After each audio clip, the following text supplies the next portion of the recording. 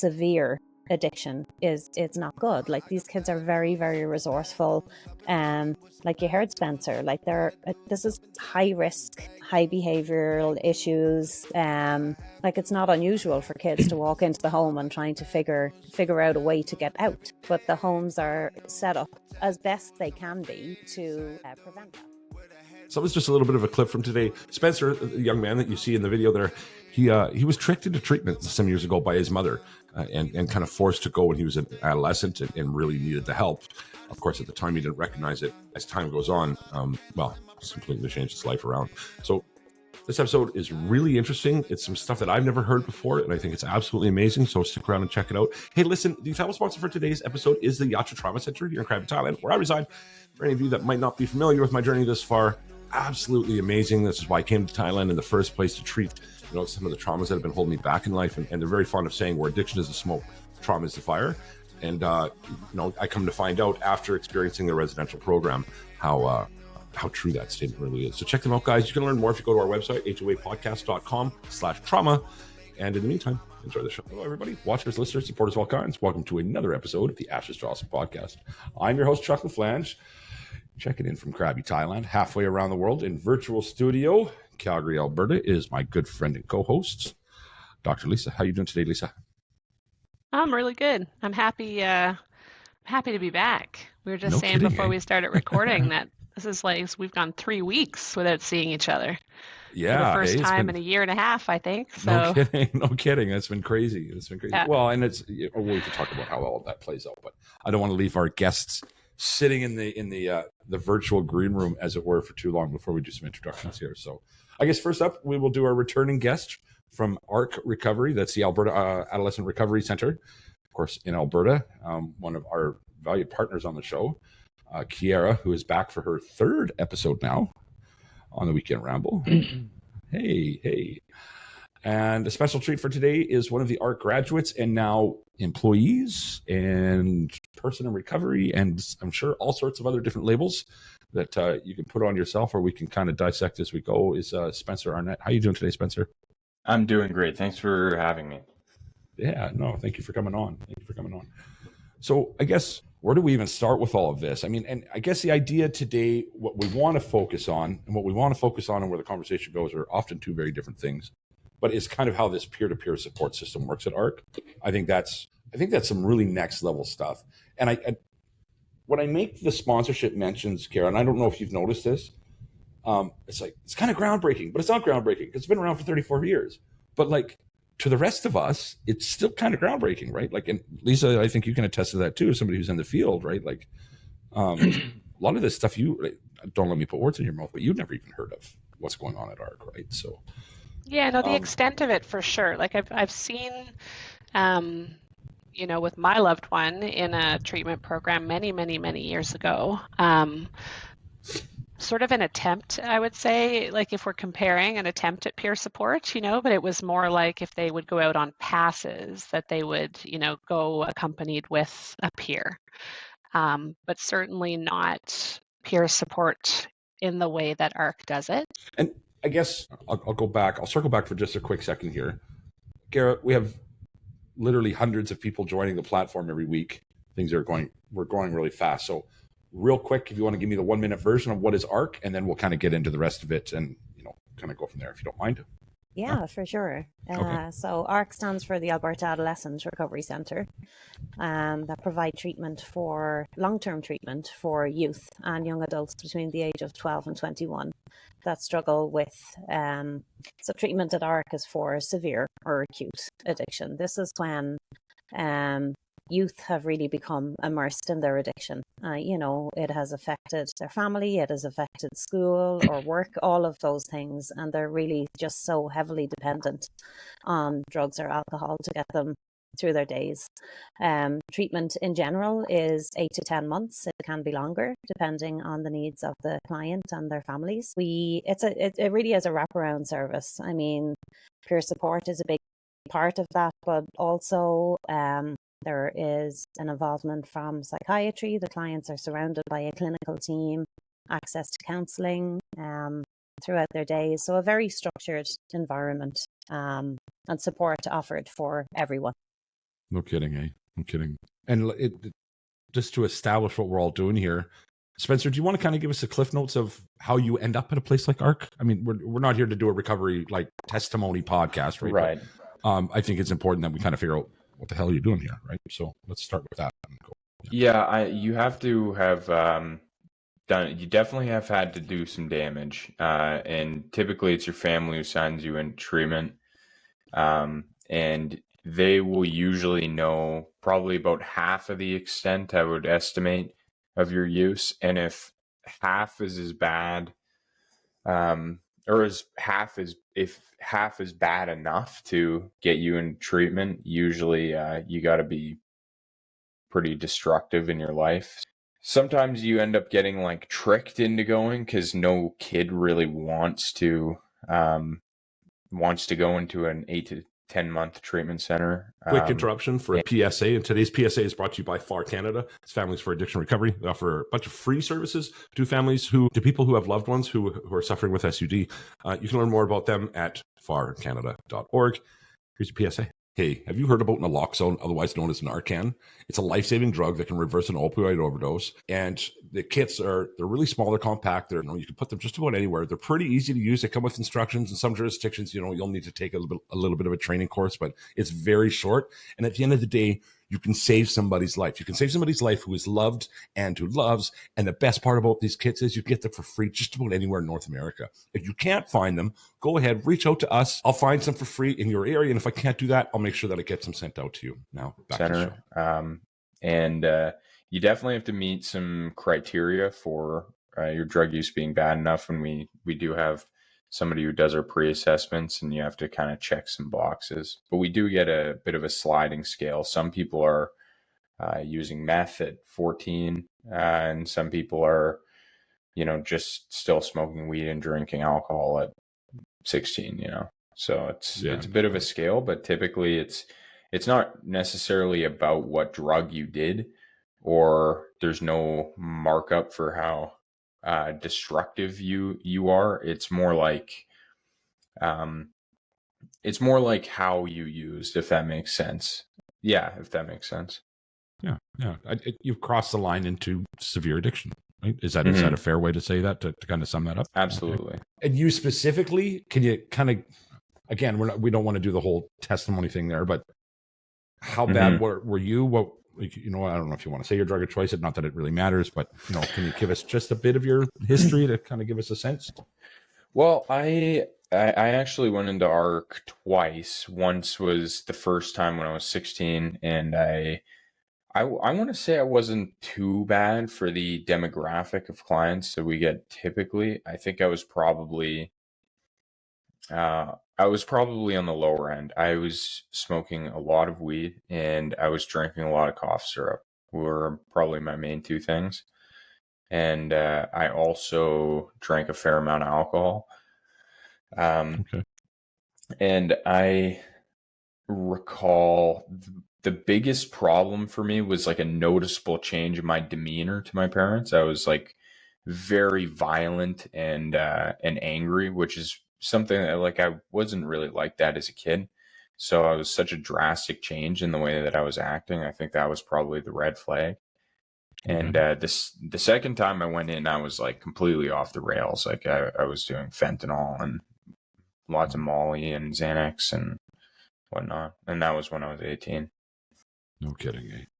That just, of course, I grew up in Calgary, Calgary area, and just the idea that at 18, fentanyl is now, like, that is so, even to me, and I'm older than yourself, and I don't think that freaking old. How times have changed, right? How times have changed that's even a thing, Well, even when Ciara was doing her sort of overview, right, and she's saying 12 to 21. I'm just like, 12, like, yep.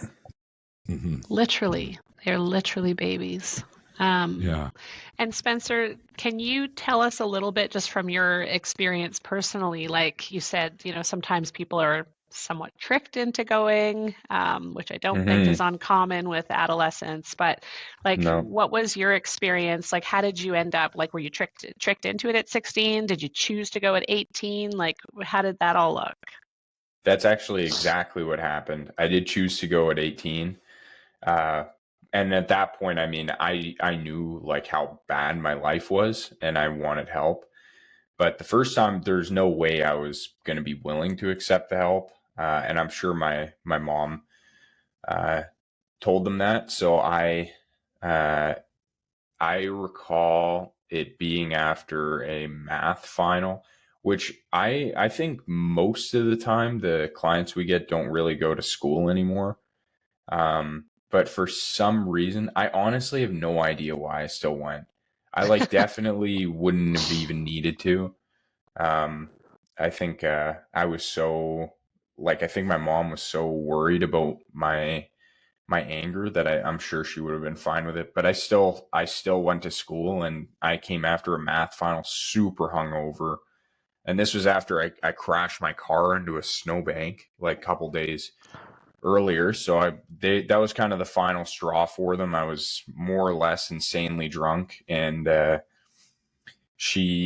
mom picked me up from the math final, and I recall asking her, I was like, can we go to the dispensary? And weed at the time had just been legalized in Alberta. Like just then, it was like a couple weeks prior. So I remember her saying yes. She was like, sure, yeah, we can go to the dispensary. And I was like, really? A little bit sketched out, but not too much. I was like ready to move on right away. Like I was like, really? Okay then, and she was like, I just got to run an errand first. And I was like, oh yeah, like take your time. And we pulled up to AARC, and the place looks like an insane asylum. It looks scary. And she must I think she told me in post that she told them that I was very violent and I was going to run, and that I was a boxer. And so she kind of played me up. I mean, I was a 16-year-old scrawny kid, but we pulled into the parking lot and my car got surrounded by like just probably 8 or 9 humongous guys. And I was like, what the heck? What is happening? I was Mama's like, what joined is a going gang on? today. Yeah, I was like, what is this? This is like the weirdest. I was like, what the? And this guy came and opened my door, and he was like, hey, I'm Wade. And I was like, hey, Wade, like, how you doing? Like, still didn't really know what was going on, And he asked me to link arms. So I linked arms with him and walked inside, still pretty curious what was going on. And I think like a lot of our clients have been to like PCHAD or some sort of detox or intervention or the psych ward. Maybe I had been to nothing, so I had no idea that, like, I didn't even consider there might be a rehab. And so we walked in, and then they started telling me that I was going to be staying there for a long time. And that's when it hit me. And like I said, my mom told them that I was a violent kid and all this stuff, but I just started crying. Like I was like, this sucks, and that's very, very common. Yeah, no kidding. Yeah, intake day is hard for everyone at AARC. Yep. Like my version of, Spencer talking about the clinical team being there. Like for me, that was, as a parent, that was such a relief, and a comfort is probably a bit of a stretch, but just knowing that like there were people there to back us up on a day like that. It is a day of deception. I mean, you're not going to tell your kid you're on completely opposite sides of the spectrum when it comes to a day like that. And it's just, no matter who you speak to at AARC, their intake day involves some amount of white lies just to get through the door, right? No kidding, eh? No kidding. Oh, I can only imagine. Was there any level, Spencer, of relief? Definitely not at first. It was many levels of violent anger, and I hate my parents and all that kind of line of thinking. And I think probably a couple weeks into the program, there's a bit of relief. And I'm not sure whether that was like, I don't have to do this anymore, or it was that I was surrounded by like-minded people. I'm unsure, but I do think there's like a little bit of comfort in it, probably a couple weeks in. I found anyway. Some people don't. Some people are like, this place sucks. Most people are like that. And I mean, I wasn't over the moon about being in AARC since it's about 8 to 10 months. It's very, very long. And that sounds like very scary to most people. What And I about when think, the time, sorry, go ahead. no, please. I didn't mean to cut you off. No, no worries. I was going to Why don't ask you, continue like, what with your about question there, Lisa? Yeah. what about at the end? Like, did you feel like when, I'm assuming there's like a graduation at the end. Were Mhm. you suddenly, like at that point, were you like, thank God this is over? Or was there almost fear that it was over? I think there's a bit of both. Like I think when I graduated, I was definitely like, thank God this is over. But I think there's again, typically, and with me, this was true. There's just a lot of gratitude as well. Like you're just grateful that you are where you are, and like that you got sober when you do, being so young because you have your whole life in front of you. And I mean, in the grand scheme of things, if you live 90 years, 1 year of your life is less than 1%, or just a little bit more than 1% of your life, right? Which So I think it's actually funny you say that. It's funny you say that, Spencer, because I was just thinking when you get there, this is like 10% of your life. Oh, Right? yeah. Once you have some For perspective, sure. like that is absolutely, because I'm thinking now, like 10 months, fuck, I've been in Thailand almost 10 months and it seems like just yesterday I got here, right? So like it's nothing, but I'm 47 years old, right? Yeah. 10 months when I was young, whoa, that's a whole new world, right? Like that was forever, right? Exactly. As forever as you could get. Yeah. It's more commitment than I'd shown anything ever, that's for sure, right? Yeah. So. And well, I mean, psychologically, time moves a little bit slower for people who are younger as well. So of course it does, right? So yeah. But yeah, And I mean, I was super grateful. I remember this was like a long time ago, Chris, on the show. They used to do, like, there was an episode where people would send in questions, and a question had come in once, and it was, who, and I mean, some of this stuff didn't really have an answer, but it was just for sake of discussion. But it was like, who do you think is more difficult to treat or to work with?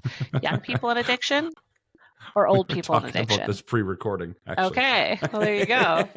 And like that's one of the things like that has come into my head. We've been not recording for 15 minutes. Keeps popping into my head, and so I was like, I'm just going to put it out there. But that's like for me, that question from the moment I heard the question, it was like young people. Like if I look at when I'm working with people in the hospital, and again, I don't work on the adolescent unit, and so like the youngest I would work with would be 18.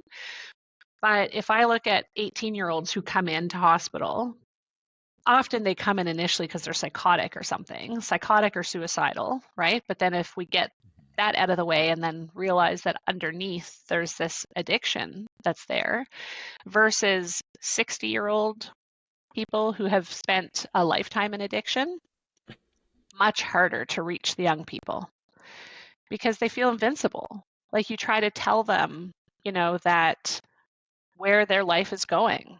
We can sit there and see that projection if they don't get help, right? And I just feel like young people tend to be more dismissive of that.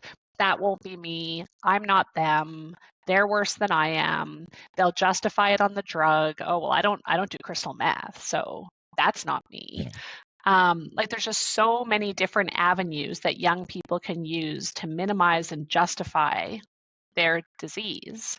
Whereas when you're 65 years old and your kids haven't spoken to you in 30 years and your wife or your husband left you 20 years ago and you've had to declare bankruptcy and now you live on the streets, you're unemployed, it's kind of hard to tell me that it's all going to be okay. Yeah. But with younger people, I think my experience is it's so much harder. And you guys are doing that every day. Terminal uniqueness. Ryan and I have talked about quite a bit lately in our episodes, that terminal uniqueness that all addicts suffer from when they first, I'm different, right? It's you guys are all, I mean, there's a million cliches that speaks to that. And anybody that's been around recovery for any amount of time will tell you it's the same thing. I'm special, right? I'm not like the rest of you, whatever. So, and when you're young, that's just going to be that much more, present for sure. So, I'm really curious for you, Spencer, and we're going to get to a point where it's rather soon here, I think, where of course, Ciara and your stories intersect. But for you, how does it look for those first few days? Like, what happens? Like, actually, like, what happens with you while you're there? Like, they ship you off to another home. Like, how does that process happen? That's kind of what I'm curious about, right? Well, yeah, that's exactly what happens is you get sent to a person's house who is further on in the program, another client. And when you go into the home, doors are alarmed. Like you're basically at the center, except it's a lot homier. There's a family, and it's the beautiful thing about recovery homes in particular is that family aspect where you sort of feel like you have a second family, or you start to identify with the families that you go home with, and the other clients are feeling weird. Okay, I'm going to interrupt you there because I'm sure Yeah. I can't imagine it doesn't get to that place. Yep. But that first night, that second night, that third night, yeah, what's that like for you? That's what I'm rough. Really curious about right now. Right? It's rough. Yeah, really rough. And you're not walking in going, "Oh, look, it's the Waltons." I mean, you're there's something else going through your mind, right? We just dated ourselves. The rest of us know who the Waltons are. You don't have a fucking clue, so I know that. So the weird thing, like, the really weird thing is I did immediately like feel very comfortable around the families, and I'm not sure why that is. Oh, okay. Yeah, I have no idea. I don't know why I felt that way, but it does feel reasonably comfortable. Like you're not like, what am I doing here? And I could venture a guess. Would that be because of the other, like the peer? I'd imagine, yeah. I'd imagine you've got somebody there that's kind of been there and done that so far, right? Yep. And the first day that I had at the center was just like mostly I was very confused about everything. Like I said, I'd never been to the psych ward, PCHAD, detox, anything else. So I was like, what is going on? And I think I was planning on running, like I was going to run from the center. And so I'd be like sitting on the edge of my chair, like in the wrap room, which is a group therapy room. And, but I mean, staff is quite, vigilant and they're on you. So, I didn't really have too many opportunities, but I was going to run and I didn't even know where I was going to go. But my first day, there was a recovery home in Okotoks and I got put in January. So it was freezing here. It was like probably minus 30 or so. And I was like, well, I'm not going to run back to Calgary, like through a snow field. So I was like, I guess I'm hooped. Like, I was like, I guess I have to stay here. And the recovery home parent was very welcoming. And like, I didn't feel out of place. Like, they're sort of like, I know what you're going through. And this is really hard. And we're like here to get you through the first couple days. And the first couple days were very hard, but I settled into it in the coming week, I want to say. Okay. So, Ciara, come back to you now. The first time you bring somebody into your home, what's that? Right? Like that's, by now you're how long into the program? A few months, I think, if memory serves me. Yeah. Right? Yeah. So about 3 to 4 months into the program. And like the whole recovery home component, like it did scare me at first. I mean, it's not particularly a selling point that you get to take drug addicts into your home. But I'm really grateful for the opportunity to do a podcast on this, because what I thought it was going to be and what it actually was when I did it were two completely different things. The first thing that I didn't understand was that the kids are completely abstinent when they come into the homes. And I think, like Spencer says... Define that, completely abstinent. So substance free. They're not using... Spencer gets there Monday night, he's walking into your home. For the most part, that would be if he's not under the influence. So sometimes there are, depending on where the clients come from, like sometimes they are under the influence arriving at the centre, and in that Well, case yeah, they will be you get a taken good care meth of buzz by going. That could take a couple days right. for somebody to come down out of that, right? So, Yeah, so in that All case, they would stay at the centre and be supported by right. our Okay. nursing team. Okay. It's still not a residential option, but it can be for the first 24 to 48 hours. Like, we make sure that the kids are ready and safe to go to the recovery homes. Okay. Yeah. So yeah, about 3 to 4 months into treatment, like when Spencer was talking about that, like that level of comfort, so being at the centre and then going to the home, I just want to give my parent perspective on that. So Well, that's what I'm looking for I here. think, Yeah. and I feel like the biggest reason that it works is because these families that have their homes open, so they've been in treatment for 3 to 4 months, they're learning about the model. Part of being in treatment is that you're up at the centre on Tuesday nights and Friday nights, and you're meeting the other families that are in treatment. You're spending time in group therapy with the kids and with the family. So you're getting to know the kids' story. So they're not complete strangers 4 months into treatment when you open your home. You know their struggles. You're starting to care for them. Like and that's where the understanding of addiction as a disease for me was really, really important. I could see that these were good kids who had really, experimented and didn't have an off switch. And that's the therapeutic component, is that, wow, like I was learning about my own son's struggles through these kids because I had them in my home. Yeah. And I think, 3 to 4 months into treatment, you're doing your own work as a parent, working through the impact of that journey on yourself.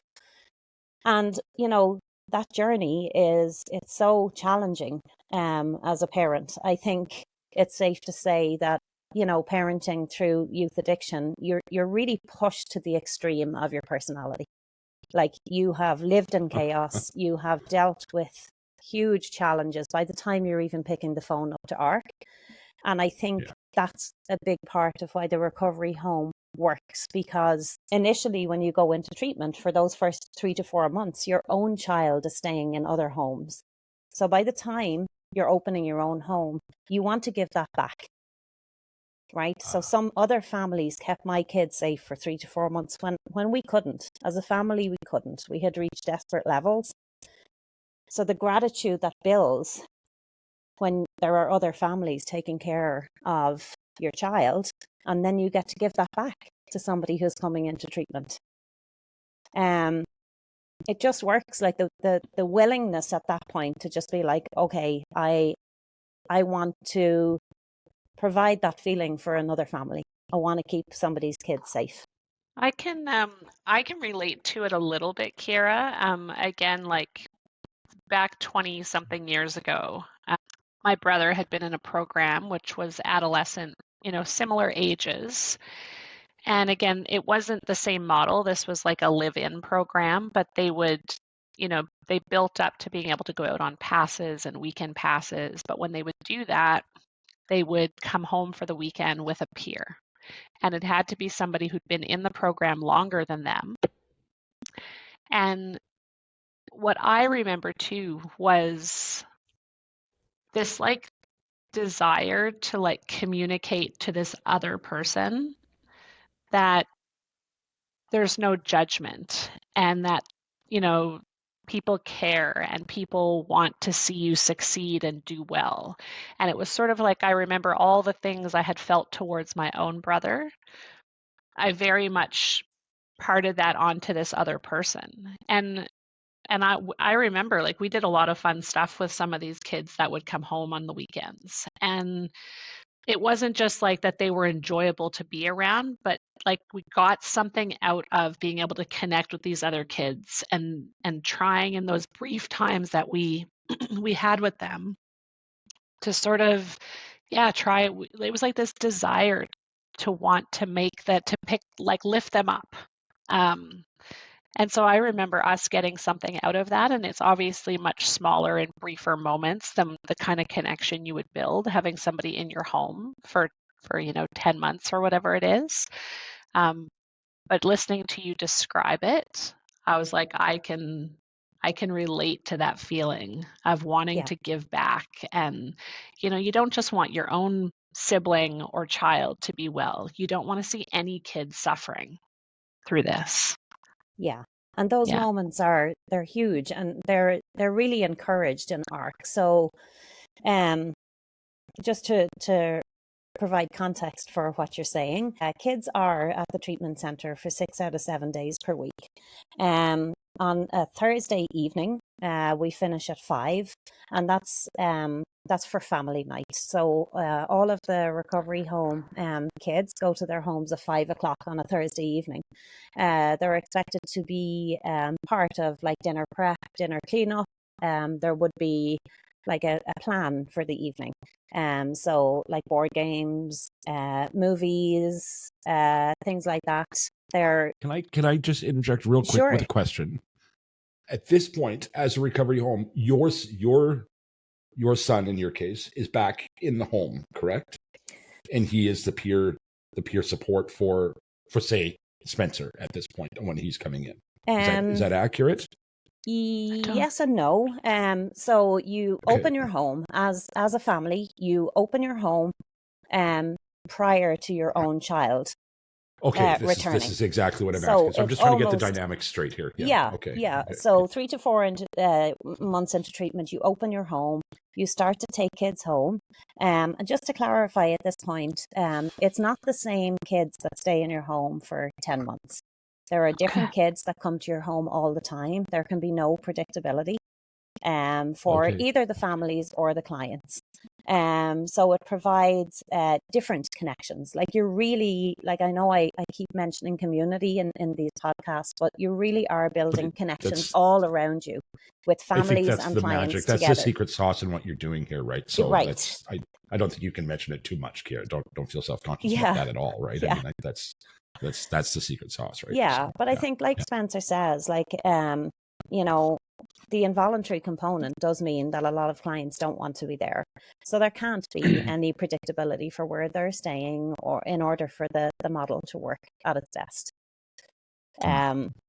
But yeah, so initially when you open your recovery home, and there's a ton of support, right? With setting up your home, you have all of the families around you that have been there before you, like they're guiding you through the whole process. You have the accreditation piece. So there's certain standards that need to be met before the home is ready to be opened. So then you open for, it really all depends. Like the client themselves, the client in treatment has to complete step 3 of the program, or level 1. So level 1 is step 1, 2, and 3. And after step 3, that's when they celebrate their homecoming. So they start to spend time back in their own home. By that point, that's introduced over time. Like that's not a hey, you're back at home. That's it's a gradual process, right? It's generally speaking, they will back in their own environment. Sometimes those old behaviors come back up, the old patterns. So it really has to be gradual. And then there's a huge level of accountability, like going back to the program every morning. If there's anything that has gone sideways or behavioral issues that have kind of, come to the surface again by being back, they're dealt with the next morning in the centre. So now then, I want to go back to you, Spencer. That part of it right there. How is that for you going back into the home? Like, sorry, I'm just thinking about my relationship with my mom and right? Like how amazing it is now. So for you you finished your step 3, your level 1, you're going back into the home. How is that for you? Like what, can you speak to that experience at all? Or yeah, of course. Like I think the biggest thing that I noticed was it wasn't just that I had changed, but both of us had changed quite a lot. And it was very awkward at first, I think, because you're not even really sure what to talk about. And you spend so many months away from each other. But it comes back like right away. Like she's still my mom, and my stepdad and my dad and my stepmom, like they're all the same people. They're just we're all acting maybe a little more principled would be a good way to put it. We're not picking fights, and there's still problems, but it's not the same problems at all. And I found like I was able to appreciate the time that I spent with my family a lot more than I used to, because it was like I was deprived of it for quite some time.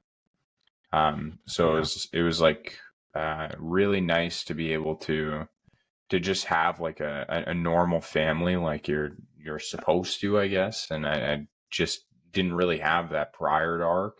Everything was just so crazy all the time. So Yeah. feels exceedingly normal and exceedingly weird at the same time. I can imagine. But it's good weird, you know? I try and sell myself as good weird all the time. It doesn't really cut most of the time. But So how many months in is it usually when kids in the program get to start spending some time at their own home? The absolute minimum time you could spend to get to step 4 or level 2 would be 3.5 months on the nose. That's the absolute minimum time. But lots of kids take longer than that. I would say that's very uncommon that you see 3.5 months. You usually see closer to 4 or 5. Okay. Um, But so it's around the same time that kids can spend time in their own home as the family has been prepared to start bringing kids into the home. And exactly. so around that, like, let's say 4-month mark, so you're now going to have your own child, Ciara, coming into your home at times, but then other times it would be other children. Right. Is that right? Yeah. So initially, when you open your home, it's before homecoming. So before your own child comes home. And that can be, again, like Spencer said, it can be dependent on how long it takes for your own child to reach that level 3.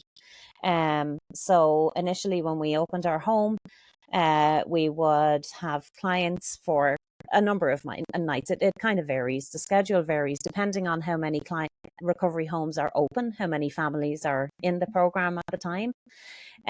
So generally speaking, we would have kids say 4 to 5 nights out of 7. And they never come home alone. They would always come home with, like the newer clients in particular, would come home with the client that is closest to graduation. So you've actually got 2 kids coming into your home every night. Oh yeah, it can be up to 4. Okay. The recovery bedroom is set up for 4 people. And would that be 2 newbies and 2 more like experienced peers? There will always be a balance of support. Okay. So that's a good way of stepping into the conversation about when the clients themselves come home. So by the time they finish level 1, step 3, and they're coming home, they now bring a newcomer home as well. So by finishing level 3, they earn like that responsibility, and they also have that feeling that they want to give back, right? It's not so long ago that they were on step 1 themselves and struggling, and it's part of the process that they give back what they've learned themselves, and they become that message of hope. So there's always a level of peer support, no matter what level the client is at. There's always a level of peer support that's sent home with them, because they all have lived experience at different levels. And then there's access to the clinical and peer support call line, which is open 24/7. So they can access support at any time.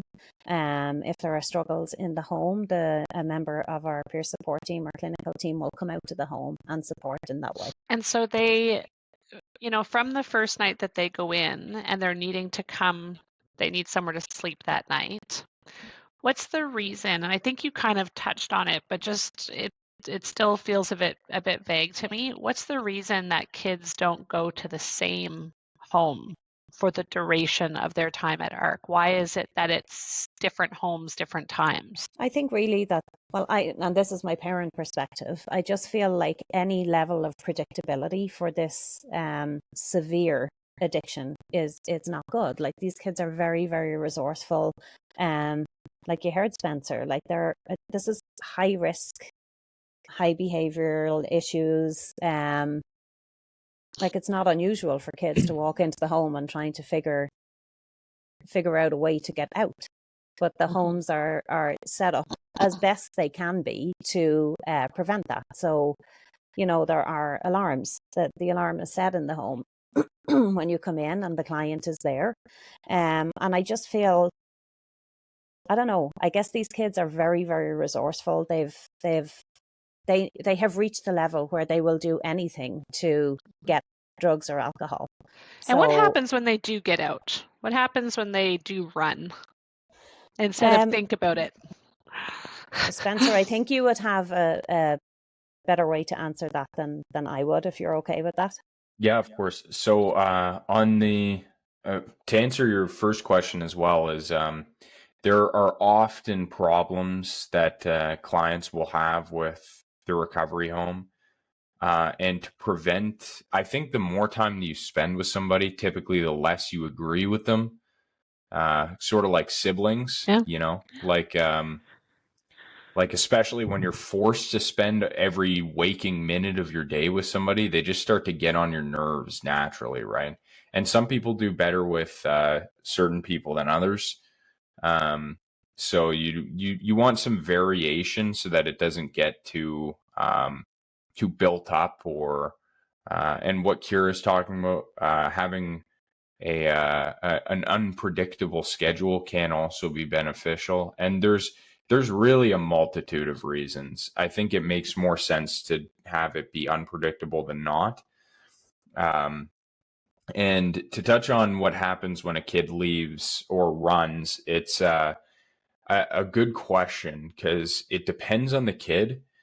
Let's say we have a kid who is has a history of self-harm or suicidality, then we're like calling the cops right away.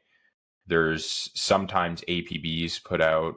There's sometimes it gets crazy. I've seen some helicopter searches out for kids that have run before. Entire road blockades, strip searches. I've seen some crazy stuff. Oh. And I've also seen where the cops are like, we call in and we're like, we don't even know what to say. We'll report a missing persons, and they sort of blow us off. And so then the peers like myself will go and search for this kid. And I actually had a kid run just a little bit ago, and I was up at 4:45 in the morning, like driving around looking for this kid. And usually the kid doesn't really know where to go, and there's only so long you can stay at a friend's house, right, before they're like, get out. And so eventually they'll go back to their parents' house, and from there it's like really up to the parent, because sometimes the kid will be able to manipulate the parent and be like, they poke us with spears and they hate us, and I'm gonna kill myself if I go back, something along those lines. And sometimes the parent will not put them back into treatment. I think the overwhelming, like, it's a lot more common that the kid will come back if they go to their parents. Their parents will bring them back, and then usually they're not happy. And yeah, typically, I mean, that's typically what happens, is they'll go to a relative's house. It's the same thing with, it's what the police will tell you, like, have you checked every relative's house? It's like that. It's like having a missing person out and trying to find that. But it's a bit of a needle in a haystack, right? Really hard to find a kid once they've run. So we're usually we err on the side of preventative rather than reactionary. I imagine, like, it sounds really terrible, but I almost feel like, it's like needing to break them down. Like, I imagine kids don't run repeatedly very often. It's one of those things where I could see them running, and when they realize that the whole world is going to do everything they can to get them back there, that they would sort of give in to the process at some point. I don't know if that's what you see, but well, that does, like, I completely agree. And it does sound weird saying like the kid needs to be broken down, but I think there is, and I'm sure this isn't news, but there is certainly a level of surrender that you need to have with addiction. And I think you have to be willing to wave the white flag. Like, you have to be willing to be like, I can't beat whatever I have. And it takes time to come to that conclusion and reflecting on your life. And I mean, like, really reflecting on your life without any context or justifications, just strictly facts and objectivity, being able to look at your life and be like, is my life truly messed up? And usually the answer is yes. Yeah, I mean, if you're at a point where you're, involuntarily being taken to a treatment center, then I would say, yeah, most certainly, right? But even then, I mean, I'm 47 years old, and it took me a long time to come to that conclusion, right? So it's not, not to pick on young people, but it's just, hey, listen, when I was 20, I was, I didn't know anywhere near what I do now, right? That's tough to do. It's just tough to do to bring yourself to that point at such a young age. But at the same time, so much more important to do it then. Can I just touch on something that Lisa, you made reference to earlier about like the unpredictability and like, different homes and why we do that, but more around how it works. So the decisions on what clients are going to what families, they're made at the very, very end of each day. So there's unpredictability on both sides. So the families don't know until the end of the day what clients are going to their home, and likewise the clients don't know which families they're going to. And there's multiple reasons for that, but the main reason is that, so obviously dealing with this population, there's a very high need for documentation and making sure that everything is noted. I mean, you're talking about intense group therapy. They attend 3 to 4 intense group therapy sessions every day. In between, the client groups spend a lot of time together. And obviously with this level of risk and behavioral issues, there can be conflict. So it's very, very important that those decisions are made at the end of the day, and where everybody's at. Who to match with who, and what home is a good match. So say, for example, a brand new client, preference will be given to a 2-parent home with a garage, right? So things like that. So it's like there is meticulous planning involved in. What does the garage have to do with it? So when you get to your home, right? So when a client is new in treatment, they'll be sent home with 2 peers. So the newest client would be like sitting in the middle of the seat in the car, and a peer on either side. Because again, high risk, right? So the garage, the whole purpose of the garage is that you drive in, you close the door behind you, and then the clients get out of the car. So meticulous, at totally every point. Right? I spent a good chunk of my teen years in juvie, and I saw that coming as soon as you mentioned it. Right? Yeah, I can see why you wouldn't have thought that one. Yeah. Well, like we said about the preventative thing, right? It's a preventative measure taken just in case. I mean, it would be stupid to run from the car if you were going to. Yeah. But you would be surprised what you are willing to do when you're in treatment for that long. Yeah. Of course, right. And then, so you mentioned that families are there Tuesday nights and Friday nights, and that's for like education and therapy. But then you also mentioned Thursday nights. There's like a family games night. So how many nights of the week? That's inside the recovery homes, though, right? That's in the home. So gotcha. Okay. Generally speaking, a regular day at AARC would be 8 a.m. when they are brought to the centre from their recovery homes, and they will be picked up at 7 in the evening.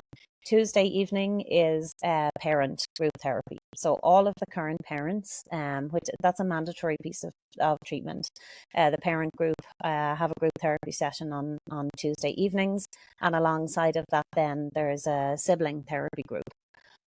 So if I can ask just specifically about that, Ciara, of course. The parent group therapy group is for parents alone? Parents only. Yeah. Parents only. Okay, there's no involvement from clients in the group therapy session. However, when the parent group come up to the centre. So parent group therapy starts at 7 p.m, but the parents come to the centre at 6 p.m. And that hour in between gives an opportunity for the clients to share an incident with their parents. So we call them talks. So it's an opportunity for the client, which is very beneficial, particularly at the start of treatment. So they share an incident with their parents, their families, right?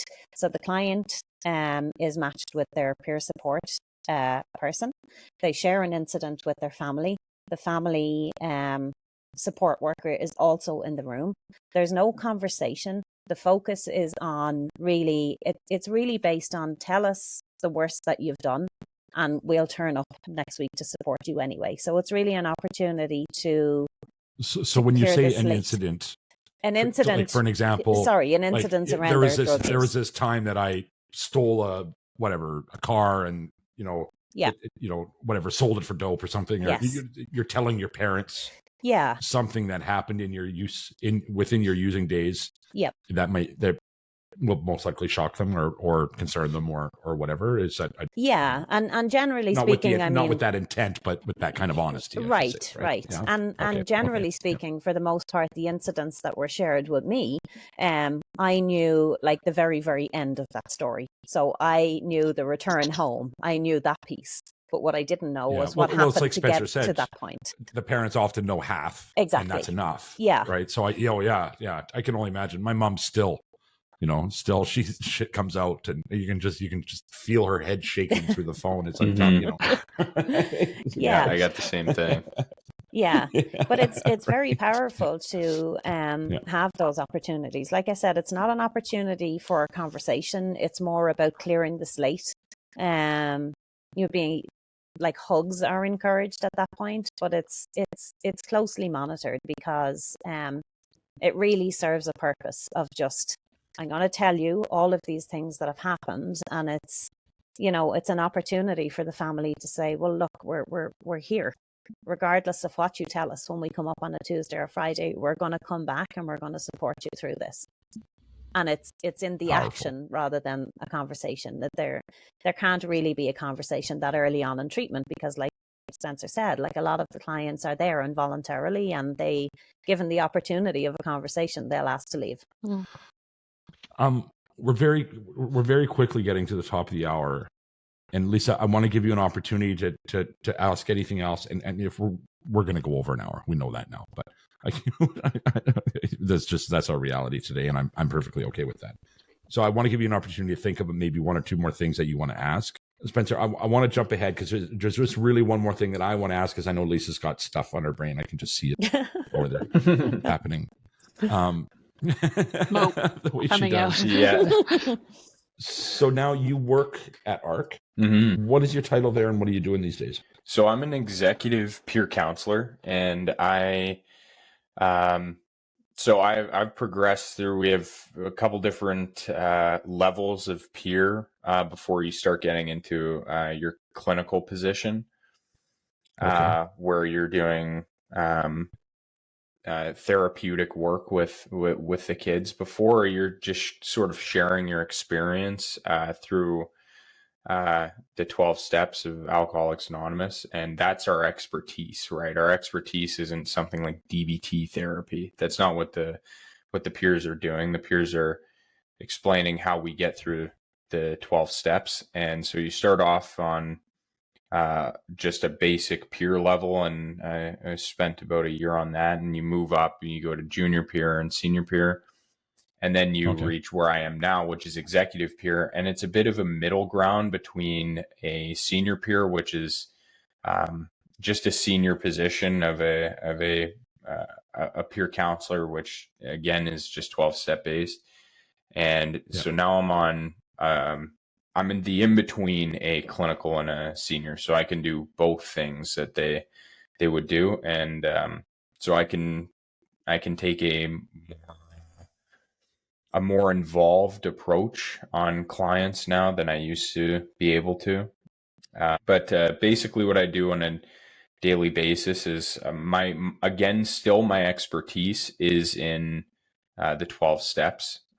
So that's what I mainly help people with around. And that's what I talk about with them for the majority of it. And I usually try my best to relate everything back to the 12 steps in the best way that I can. But yeah, that's essentially what I do. I'm around to supervise the clients. I'm helping the day run smoothly, some behind the scenes stuff, and of course, I spend a great deal of time just with the clients, with whatever they're doing, and running group therapy sessions, stuff like that. Okay, that's great. That's amazing that you're able to take your experience and turn it around and turn it into. I know if you can do what you love, right? It's like if you can be passionate about it, and of course, I'm fortunate myself that I get to do that these days myself, right? So I can kind of relate to that, and that's rewarding. I'm glad that you get to do that, and at such a young age too, man. Like that's a great way to start your working life, is to be, to do what you love. I'm happy for you that you get to do that. So thank you. If I can just Lisa, speak to that a little bit. Sorry, Lisa, just before you ask. That's okay. Spencer was a huge part of our family's treatment too. And I just I'm listening to Spencer put into words what he does on a day-to-day basis, and I don't think there are any words to quite cover how powerful it is to see that peer support component in action, like to observe, and sometimes even just walk past like really small conversations that are happening. Now that I'm at the centre a lot, and I see the peers connect with the new clients, and it's unreal. Like there was a day a few weeks ago where I walked past a peer connecting with a new client, and they're having a conversation on what it means to build a credit rating. And I'm just like, I bet the parents have tried that conversation upside down and inside out, and it was just like it'll never stick. But it was just even the visual of how the client was looking at the peer, like just like a sponge absorbing all of this information, like and that's those connections are so important, that these kids have like they're learning how to live. They're navigating life with a new set of tools, because they're learning from kids who have turned their lives around, and it's really, really powerful to watch. So very grateful for you, Spencer. All right, Lisa, I'm going to let you. I actually just wanted to share something. So, okay.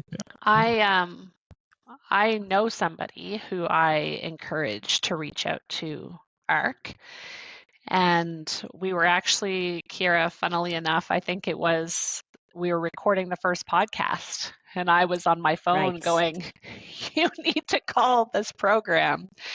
And then over the following number of weeks, as they were sort of having some meetings and learning about the program and gathering information, I would check in and be like, how's it going? And one of the text messages I got back, and it like hit me like a train.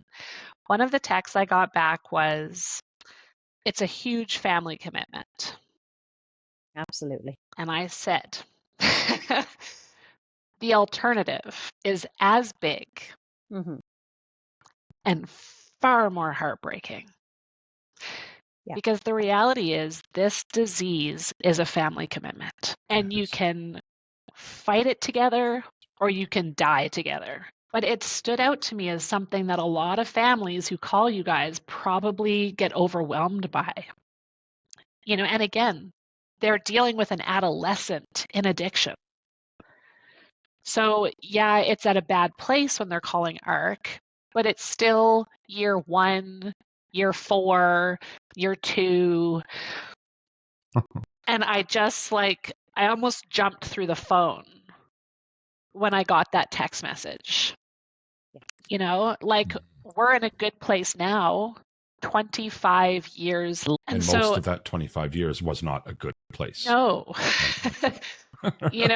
There were moments, but there was a lot of shit, and a lot of tears, and a lot of fear, and a lot of heartache. And for parents, for siblings, for spouses, for children. It's like the train of destruction will grow.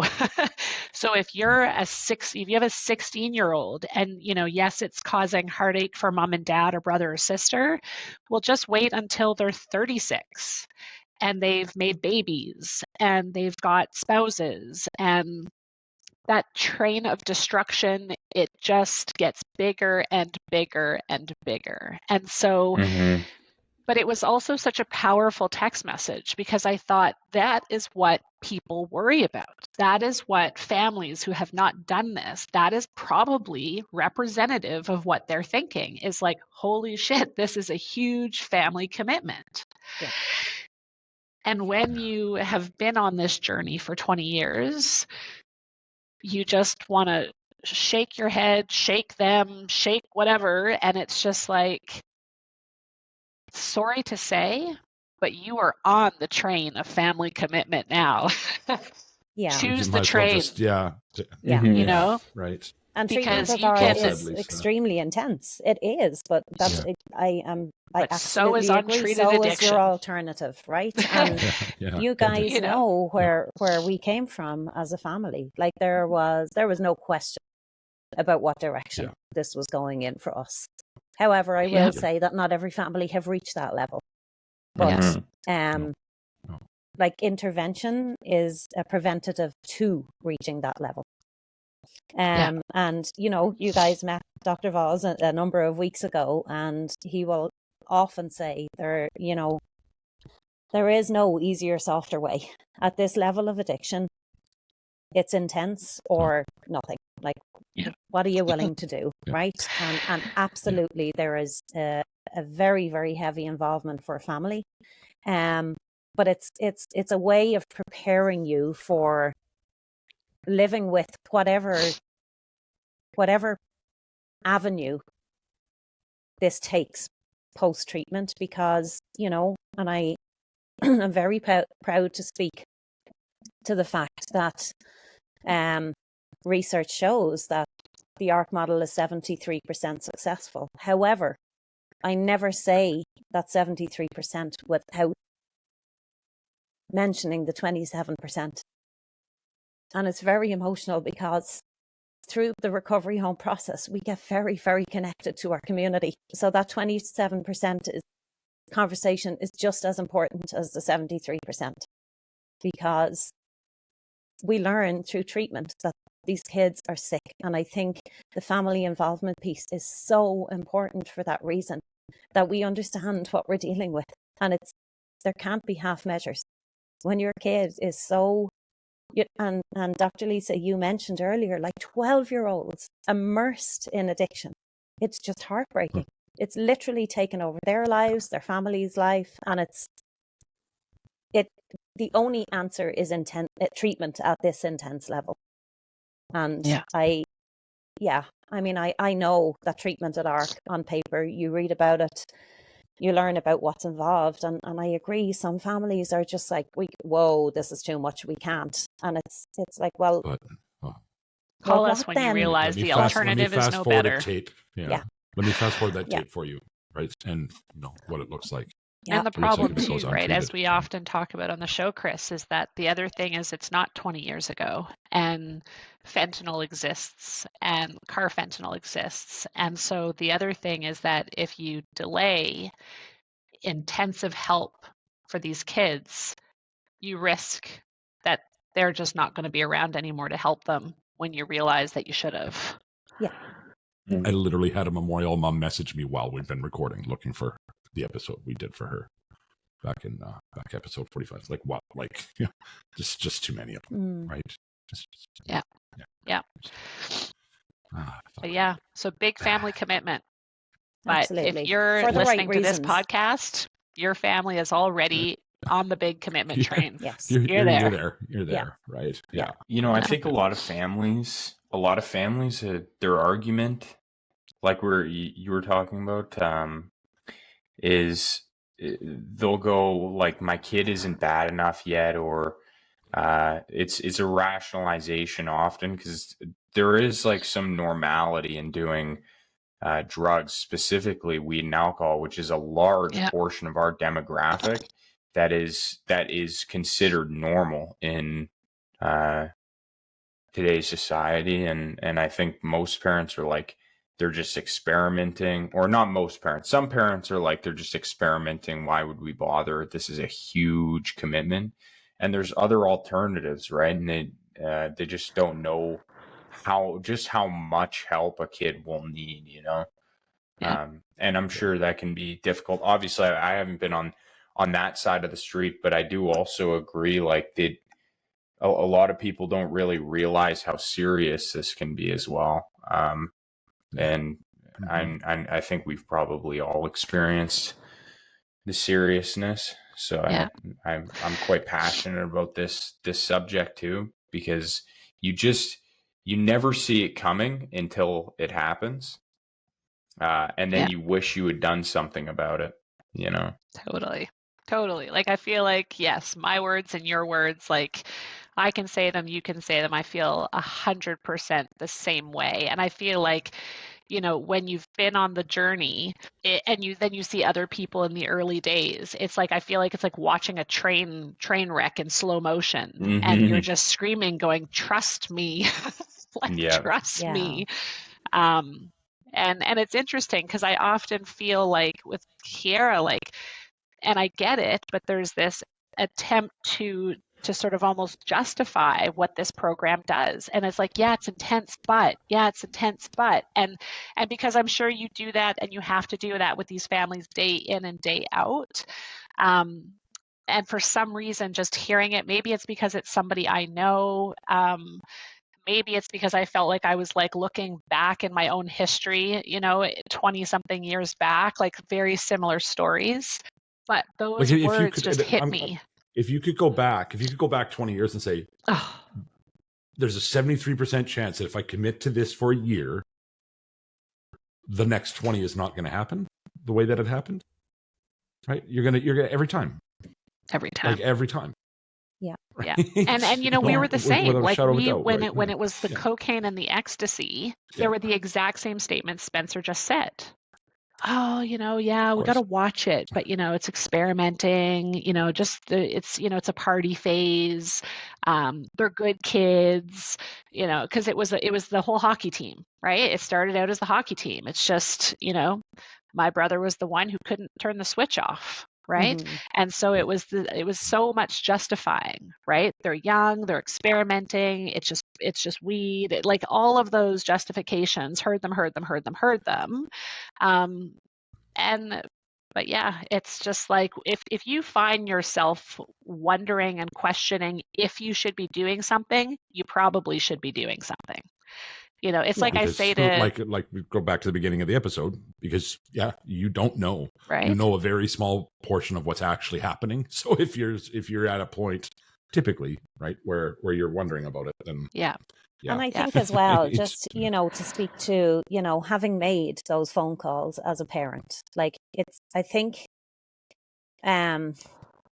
sometimes it can be so evident to everybody outside the family unit that, you know, oh my gosh, get that kid treatment. But picking up the phone to a place like AARC, there are also things that a parent needs to admit, or they are admitting by picking up the phone. So it's like, you know, when you don't understand addiction, which I didn't prior to attending treatment, and I'm very grateful for that component that now I do, and I know how to support in a different way. But picking up the phone, really, as a parent, you're admitting that your child is immersed in addiction. You're admitting, for the most part, and before you're educated, I guess, on this journey, to yourself at that time, you're admitting that you're a moral failure. You're admitting that, oh my gosh, like, why am I the parent who has not been able to effectively deliver that message of don't do drugs? Haven't we told you not to do drugs? There's a whole layer of things that you have to admit before you're picking up the phone. Never mind walking through the door of long-term treatment, picking up the phone as a parent. It's like, if I can be that guy though, Ciara, I want to jump on that for a second. You think you're admitting you're a moral failure. You think you're that parent. Those things aren't true. It's the judgment. I appreciate what you're saying, that's what you feel like you need to be doing, but it's, no, you're not a failure at all. as parent, right? But yeah, I can appreciate that. That's where the mindset must be when you pick up that phone. Yeah. Right. Yeah. It's as much as I can try and empathize with that. Like but I actually had yeah. I had a good friend over a few days ago. You know, our kids play together, and she's an incredibly kind person, has a good heart, doesn't understand addiction, but certainly knows my passion for it. And we were talking about something, and she made this comment sort of passively about we were talking about a kid with addiction struggles, and she said, well, obviously something in that kid's home is not working for them. And again, and it was just like, it kind of shocked me, but it was this, and she didn't mean harm by it, but that stigma that if a kid is struggling with addiction, there's something wrong in the home. And there are Yeah. plenty of cases where that's true. But by default, no, it doesn't mean that their home is bad. It doesn't mean that there's something in the home that's bad for them. Like, you know, so it's just crazy. Like, yeah. I made a meme recently, Lisa, and I'm not sure if you caught it. You inspire it, those types of memes, but something to the effect of if you are able to use alcohol and substances recreationally, it has a lot more to do with luck than any other damn thing. Right. And it does. It just does. It absolutely, you know, like if you can have a drink and stop, that's just luck. Mm-hmm. Sorry, but it doesn't make you better than the guy who can't. That is, you know, luck is by far the biggest factor in that. I believe anyway, and I think you would agree, right? Totally. We've talked about that at length in the show, right? So, and I think the other thing here that I think my parents would say, certainly my dad, is that having to reach out for the sort of help that AARC offers is also to admit that you cannot fix your own family. Yeah. You can't protect your child. You can't make your child better. You know, and I think that's another thing that can be really difficult for parents. Absolutely. And that's why the involvement in treatment is so important, because, you know, we see the level of guilt and shame that surrounds the clients coming into treatment. But that has a knock-on effect with everybody, all the impacted family members too. Like there's a level of guilt and shame. These are not conversations that you're just walking around the community having with people. It's to get to that level and find the number and get the even hear about AARC. Like by the time somebody is recommending AARC, there's a huge level of guilt and shame involved for everybody. And then a huge sense of relief to go into treatment and sit with somebody who has also got this like really, really high risk journey to reach this level of treatment. I think that's what was the most eye-opening thing for me, is when I connected with other parents who had just been on these horrendous journeys. And then, you know, you're sitting in long-term drug treatment just going, what happened? Like, how are we here? Yeah. Like everybody's tail is between their legs coming through the doors of AARC. Everyone. And that's why connection becomes so important, not only for the clients, but for the family members too. So, your life goes on hold for 8 to 10 months, but for all the right reasons. Lisa, you're going to have to get over there. I know. If I was in Calgary, Please you and do. I would be going over there. But you're going to have to get over have there. You there. We'd love to have you. Yeah. For sure. Yes. I don't wish I was still in Calgary. If I was in Calgary, I would wish that I could go with you. But yeah, I'm quite content here in Thailand. Yes, where rent is $200. Anyway. We are working on making a virtual tour of AARC over the coming weeks, so we can send that to you to keep it going, Chris, before you come back to Calgary. That's never happened. I know my mom is so funny. My mom is always like, Chris is going to come back. I just have this feeling Chris is going to come back. I'm like, I don't know why you're even thinking about where Chris lives, but okay. The odds are much better that Sharon, Mama, comes to Thailand to visit me than me coming back to Calgary. Like the odds are much better of that happening, right? So let her know, right? She's welcome, right? I got a spare bed now, you know, whatever, right? Awesome. Anyway, let's move into what is my favorite part of the show. Of course, that is the Daily Gratitudes. And Daily Gratitudes today are brought to you by AARC. actually, it's your turn in the rotation for Daily Gratitude sponsors. So we've heard all about that. I don't need to do my little spiel about it right now because you guys are awesome and that's what we've been talking about. So, well, we start with you, Ciara. What you got for some Daily Gratitudes? Sure. As always, a ton of options to choose from, but I think today I'm most grateful for my family.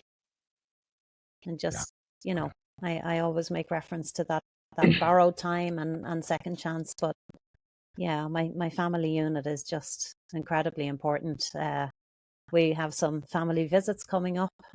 We are very, very lucky that we have people that we miss on both sides of the world. So yeah, family is huge to me. Family is everything. Awesome. Spencer, what you got for some gratitude? Again, there's so much to choose from. I think the thing that I have been most grateful for the past 3 years, has been the relationships that I've been able to build in my life, my friends, my family. Just that connection has been so important to me, and I think it's something I try to take with me everywhere I go and with everything I do. Awesome. Lisa, what you grateful for today? Family, and in particular, I had my brother's kids out here for a week, staying with us, and my niece and my daughter went to camp together at a farm, and but it was really nice to get to spend time with them. And with them here, I was also chatting to my brother more often. And when you know somebody well, right, you can hear in their voice if they're well or they're not well. And being able to just have had more chats with him lately and hearing how good he sounds and spending time with my niece and nephew. Awesome. Yeah. Myself, I'm internet. I just went a week without recording, which has not happened in 260 episodes. I have not gone a week without recording an episode. Not even when I moved to Thailand. I think it was like 3 days gap in there. So pretty stoked about having my internet back up and running, which was awful for me. But a nice little break too, I'm not gonna lie. I've missed you, Lisa, so thank you. Yeah, same. Yeah, I'm also grateful to every single person who continues to like, comment, share, watch, talk about all the things on the platform. We are growing faster and faster every day now. It's just like we're experiencing an explosion of growth that I never thought possible, and it's pretty amazing stuff. So every time anybody does any one of these things, interacts with the content, you're helping me get a little bit closer to living my best life. My best life is to continue making a humble living, spreading the message. And the message is this: if you're in active addiction right now, today could be the day. Today could be the day that you start a lifelong journey. Reach out to a friend, reach out to a family member, call into detox, go to a meeting, pray, go to church. I don't care. Do whatever it is you got to do to get that journey started, because it is so much better than the alternative. And if you have a loved one who's suffering an addiction right now, you're just taking the time to listen to this conversation. If you just take 1 more minute out of your day and text that person, let them know they are loved. Use the words. You are loved. You are loved. That little glimmer of hope just might be the thing that brings them back.